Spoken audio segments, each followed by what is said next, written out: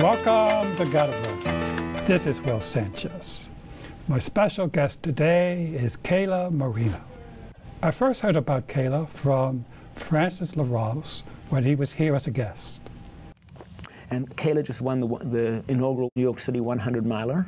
Wow. Yeah. I didn't know New York had one. But anyway, Keila was the overall winner.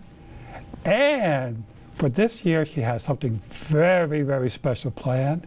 And we're going to learn all about it today. So I'm thrilled to have Keila on the show. Thank you so much for having me here. It's good to be here. Excellent. But Keila, before we go into the big event for 2015, let's introduce the audience to you. For example, where were you born? And tell us about something about your childhood. Well, I was born in Mexico, and then my family moved when I was 9 to Arizona.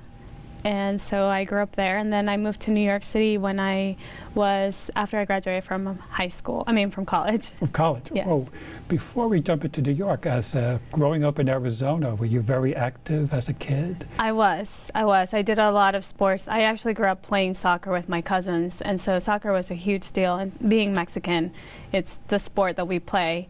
And then I just like to play all kinds of sports. I played basketball. I like to run, obviously, and so that was really, really fun for me. Yeah. But when did you discover you had an affinity for running? It happened when I actually came into the States, and they had to do this mile. We had to do the mile. They time you, and I didn't understand much English at that point. So when the coach said run, I just went and ran, and we had to do this big, huge loop around our school. And when I finished, I was the first one in my whole class, and I beat all the boys. And so your first run at 9 years old, you came in first. First. It was the mile. I mean, I think every school has this mile exercise run they have to do for fitness. Well, that's very impressive. Now, you didn't wear running shoes, right?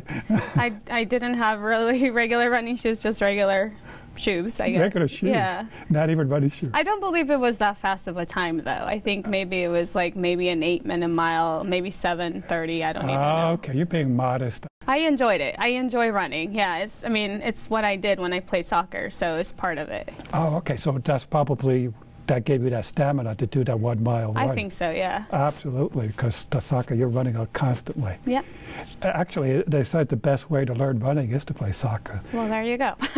When did you go to college? I went to ASU, and I stayed home. I mean, I stayed in Arizona, and I studied. I was more into the science, so I wanted to do medical school, be a pediatrician.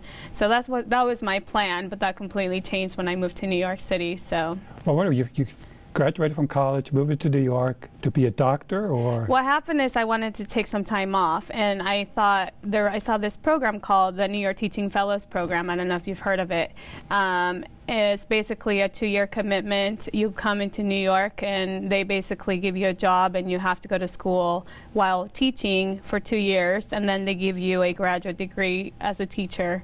I may have heard of it. It's similar to the Teaching Fellows. But I think the deal is you have to work in a special needs school or, a special area.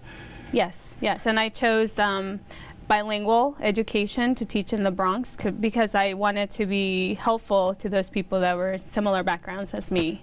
Oh, so. Excellent. Yeah. And so something happened that you didn't go back to medical school? You stayed here to do? I hated the first year. It was so hard. I think I cried every night. I think every teacher says this story. It's really, really hard to be a teacher. But after the first year, the second year was a breeze. It was so easy. I had an amazing class, and I enjoyed it. And so ever since that year, I just decided this is what I wanted to do. I wanted to work with these students. Wow. I can imagine it being very, very difficult in a school. The kids are tough, and you're, what, 5 foot something? 5'2". 5'2". 5'1.5" or something. You said the first year. So, and I'm very interested in teaching because I considered that once as a career for myself. You said the second year was a lot easier. Well, what made it a lot easier? I mean, besides the experience, you cried every night, was there some person that helped you or something that enlightened you to, now now I know what I have to do to get it right. It's basically when you do something for the first time, you don't really know what you're doing. You're trying everything for the first, like lesson planning and just like behavior management. I didn't know what I was doing. They basically throw you into the classroom and say, good luck, have a great first day of school. Sink or swim. Exactly. So after dealing with it after the first year, I knew exactly what I wanted it to be like the second year. Okay. And I think, too, I had a much easier group of students. I think there's a lot of strong mental will there to overcome that. So I think that probably will hold you well in some of your future challenges. I hope so. I think so. I think so. I mean, I know a little bit about teaching, because I did teach once in college, and I taught calculus for a year, and that was tough. Yes, I love math, so I enjoy it. You do? Oh, yeah. Right. So I guess that means you're currently a school teacher in the Bronx. I am. And what kind of students? I teach 4th grade students, bilingual. I teach mostly in Spanish right now, and we transition it into English, hopefully by the end of the year. By the time they have to take those exams, New York State's exams, they have to be predominantly English speaking. Well, what kind of subjects do you teach in 4th grade? I teach every subject. So I start with reading, then we do writing, we do the math, social studies, and science, and basically every subject. Okay. Okay, so you have these students for the whole day? I have the same students for the whole day, yes. Oh, excellent, because I remember maybe it was more like high school where you got different sessions. Some schools are like that. Okay. Yes. Well, that's very special to have you for the whole day. Oh, yeah. I'm like their mom. Oh, really? I can imagine. Yeah. And you have mom, teacher day, where they come in and talk about the kids? Yes, the parents do come twice a year, one in November and once somewhere in the springtime. And so we get to discuss everything that has happened with their student and the progress that they've been making. Excellent. And so obviously, if you're running, which you continue to do, must be after school. Yes, and everything's after and before school. And before, twice a day? Yes. Okay. And you've been doing that for how long? Well, the twice a day actually started when I met Chris Solars.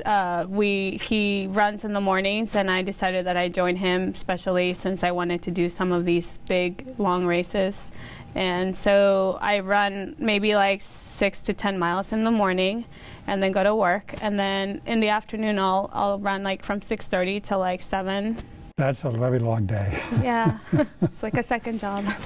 Chris Solars, yes, he's a well-known, well, actually I call him the best known runner in the city. And I will agree with that. I hope to have him as a guest in the near future. Hopefully. I mentioned Francis loves running with you. He says you're one of the people that inspired his long-distance running. That's so kind of him, yeah. And that was about 2 years ago.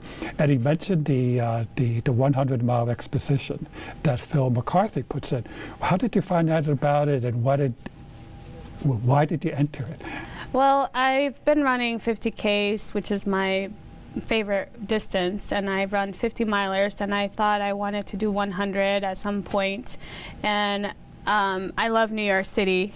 This is why I moved here. And when I heard about it, I heard it from maybe 1 or 2 people that are running ultra running in the ultra running circle. And so I emailed Phil. I didn't know him at that point, and he was really excited to. I mean, I didn't know what I was doing, so I just signed up. I emailed him. We signed up. It was really simple, and here I was, ready to run 100 miles, having no clue of anything really. So what happened is I got a small group of friends, and they basically were amazing. I rented a car, and they followed me along the course. They had all my nutrition.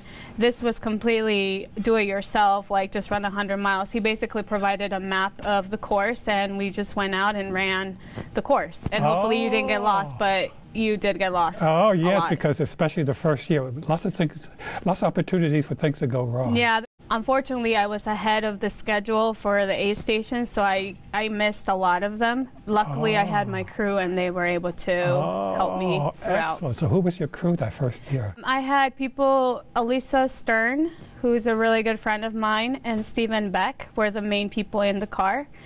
And then my pacers, I had them pace me also, but also I added Stephen England was one of my pacers, Mike Eng was one of my pacers, Leo, and I believe that's it. I hope I didn't forget anyone. Oh, cool. So it's a combination of people from Nike and also people from, what's it, City Coach? I recognize some of the names. Yes. We did train together. Okay. We just started with the Nike Town group. You decided, well, I've done 50 Ks, I've done 50 miles, time now to do the 100 miles. I wanted to try it out, yeah. And right in your backyard, that Phil McCarthy, another great ultramarathoner. Who I didn't know at that time. He's an amazing person, though. He is. He will be a guest, too, in the future. And he sings, too, so I hope to have him sing on the show. He's a musician, yes. Yes. But I think that first year was really by invitation only because he didn't know what he was doing. Exactly, and that's why I didn't know about it, and I heard it from someone else, and so I invited myself in. Oh, okay. We should say, not only did you finish, but you came in first overall. I guess having the crew follow you with the nutrition really helped. It was very helpful, and it was actually a really hot year. I know that I remember going around with Mike Arnstein. He was dehydrated and had stomach issues, along with Dennis Ball. He was also running it. So I remember a lot of this great ultra runners later who I found out about were there, and they just were struggling with the heat, as I was too, and I did get stomach issues, but luckily, I don't know, my body was able to kind of keep at it and finish, yeah. Wow, Mike Arnstein is a tremendous ultramarathoner. Yeah, I met him a couple of times. And I think Oz Perman, I remember seeing the starting line where you had some really top guys there. Yeah, I didn't really know them that well at that point. That was a tremendous achievement. We shouldn't skip too much over it because you really had some tough competition. New York City, the 100 miles is tough. It's all concrete. And you're running all day or night. Yeah. That is tremendous willpower. Thank you. But I guess that showed you that you had the mental capacity to do this. Well, here's the crazy thing. I actually thought I could do it under 20 hours, and that was my goal because I figured it was road, it was pretty flat, and I mean there are bridges, and yes, there is incline, but I wanted to break 20, and so that's what drove me to sign up for Javelina 100, which was my hometown. I figured, you know, here in New York City, I have my friends. I'll go to New York. I'll go back to Arizona and have my family be my crew and pacers. Oh, okay. So that's why I signed up for that, because I wanted to break 20 hours. 20 hours. So I think you did this one in 21 hours? I did it in 21, so I didn't do it. I actually was injured. I had Achilles tendonitis running the New York City 100, and I don't know why I thought it'd be smart to sign up for another 100 and try to do, but I was injured. I had all these issues, but I was able to finish. So after the New York City 100, you did this other Javelina. in Arizona, and that was the one you were injured. Yeah, I was injured on both. On both? Yes. Okay, this is tremendous. The story gets more interesting. So how did you do in Arizona? I managed to get third female. It was a special 100 miler for me because my brother, who is younger than me, he had never run more than 6 miles, and he paced me for a full half marathon that day. Granted, I was walking a lot of it, but I was very lucky to have my family there too. Absolutely, yeah. Absolutely. And what was your time for that one? 21 hours and some. Oh, okay. Was it under the New York City? I think I beat New York City by a couple minutes. Oh, excellent. Well, that's good. But I still didn't get my sub 20, which I really wanted. So, yeah. Okay. Now you did Vermont this year with the Vermont 100. I did Vermont 100. And yes. how did that go? That went well.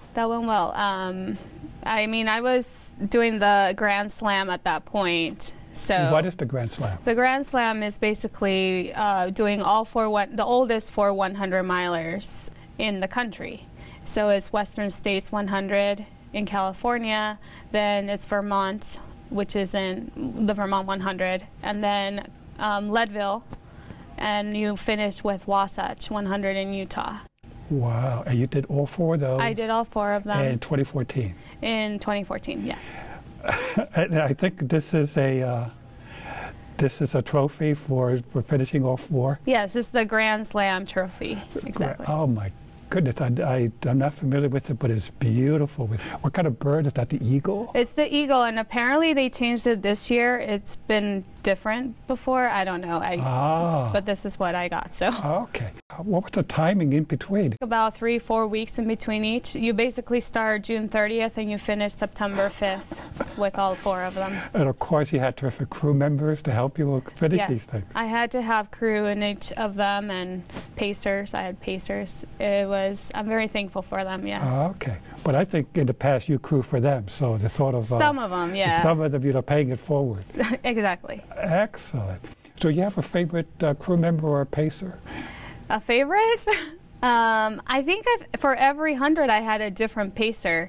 I will say though that my one that I will always remember as being the special pacer was Gina Ellis from Colorado. She saved me in my Leadville 100 miler. Basically, I had come in having only one pacer, thinking I could do 50 miles pretty much with one pacer, which it turned out to have Gina on my team as a pacer helped me finish at an incredible time that I never thought I could accomplish. How did she help?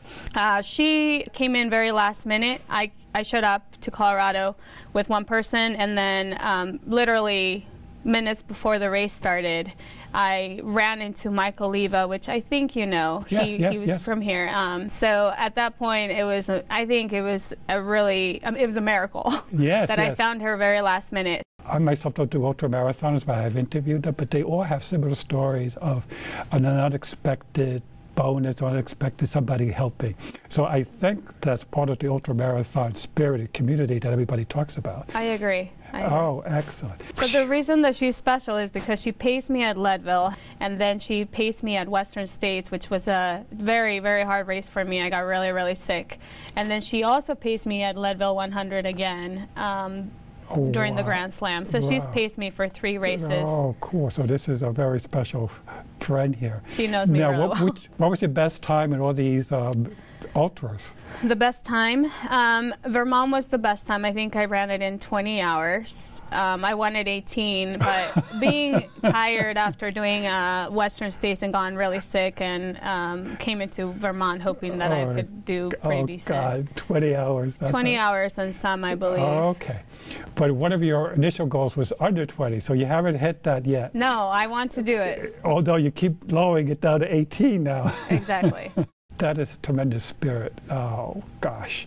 But now you're coming up with a special challenge that I heard about. I saw you again at the Mile High Run Club. Yes. You were there with Chris Solaz and Terrace Gertzberg. Yes. I got a feeling those 2 guys are somehow involved with this 3,000. But tell us about this new quest for 2015. And you're right. Terrence and Chris were pretty much the authors of this challenge. I always get emails from Chris. This is the Guinness World Record that you should break. And we've talked about this record for a year, actually. You and Chris? Yes, Chris and I run a lot in the mornings, and that's our conversations. It's about what could we do next. And one of the biggest challenges that we did was the Double Boston. We did it in 2013. You did it together? We did it together, and Terrence ran with us, too. You 3 of you did it. Tell us, what is the Double Boston? Double Boston, basically you run the course, Boston Marathon course, backwards to the starting line before the marathon, and then you run the marathon to the finish line when the marathon starts. I don't think I've heard about the Double Boston. So you start the Boston Marathon by first running to it, the 26.2 miles. Right, and then back. And then, what kind of times do you do the second go around? So that was the thing. Chris mentioned this to me. He said, we should do the Double Boston, because I had been injured and I had not been running as much, except that I started swimming and then cycling, and then we ran a lot in the morning, and then that started building up my stamina, but I wasn't fast enough to race Boston that year. So I thought, well, I'm not going to race it. I might as well just run it the double, because we've been talking about it. So we decided that we would run together and then do our own run on the way back, because Chris was in a different corral. Terrence only ran on the way out. He was not running Boston that year. Okay. So we were joking as we were running, what time could I run? And I told him, well, you know, it'd be fun to do like a 3:30, but I don't think I could do it after running a full marathon. And Chris said, I think you can do a 3:30. And so on the way back, I thought, okay, well, I'll shoot for the 3:30. But when Chris says 3:30, you always shoot lower. So I went and ran a 3:24, I think. So that was, but it was really fun for me because we didn't run that fast on the way out to the start, but on the way back, we were having a great time. Okay, well, I think Chris is a smart guy. You don't want to run it that fast. I probably had the back of his mind that he was going to do it 3:30 or under. He seems to be that thinking guy's coach. Yes, yes. Oh, okay. So now you accepted the challenge to run this, I think it's 3,000 miles from, you're going to start in L.A.? Yes, and so basically that's where it comes from. So during these runs, he mentioned that there is a woman who has this record that she ran from L.A. to New York City in a record time of 69 days and 2 hours. But the record hasn't been broken since 1978, as far as the Guinness World Record books has it. Okay. There was, however, a woman, Lorna Michael, who ran it in 1993. There was an actual foot race held to run across America, and she ran it in 64 days. So Guinness World Record has it at 69 days because Lorna Michael never applied for it. Right. Right. So you're going to try to beat, obviously, 64 days. You have to make sure there's no, controversy. Exactly. So what is your goal? We are hoping that I can do it in 62 days. You and Chris? Yes, the team. So Chris and Terrence. Who's the team? Chris, Terrence, they're basically my team members. So we don't really have pacers or crew members yet. We're working on that right now. We're planning everything still. All right. And when does this start? So hopefully end of June, beginning of July. And I have to be finished by the end of August because school starts in September. So that's interesting. So you have to plan around your career. That's very cool. Yes. Do the students know yet? I told my students. They must be very, very excited for you. They can't believe it, yeah. They go, man, I can imagine. They probably ask you every time you run, did you win? They always ask that question, and I always say, of course I did. So what do you do between now and end of June to prepare? Well, I did a training program from the month of December. I ran 20 miles a day the whole month. The last couple of days I did a marathon a day just to see recovery and to see nutrition. So I did that to test that. So now I'm actually training for Boston. So I'm going to kind of like not run that much, and I don't also want to burn my body. But I still will do double back-to-back long runs. So the mileage will still be high while training for Boston, but not 20 miles a day like I had been doing. All right. And I'm sure your goal is to beat 324, whatever it was you did the first time. And yes, I'm actually racing Boston, hopefully, if everything goes well this year. Okay. So, what's your goal for Boston? I want to do a 255. Oh, I see. Sub 3, okay. Sub 3. That's, wow. Any sub 3, really. You want that sub 3, okay. Yes. And then after Boston, again, towards that eye of that 3,000-mile trip. Right, so expedition, yeah. So then I'll just do a 15-miler here and there, and then just use that as training for the big long run. But we will be increasing mileage as it goes. So you with Chris and Terrence are going to figure it out, because every coach is different, so you want to stay with the same plan. Right. And right now, it's all about Boston from this week. Actually, starting this week, I took, from January 1st, I have not run at all. I finished December 31st, and I was done. I decided that was it. Like, I've been running every day, pretty much 20 miles a day. This is your taper. I guess an ultramarathoner is very different kind of world. It is. But now finally, because we're running out of time, the little bit that I know about people that do ultras, their mental toughness is really off the chart. So how do you prepare mentally to do this? I mean, you're going to run 3,000 miles. the temperatures are going to be variable.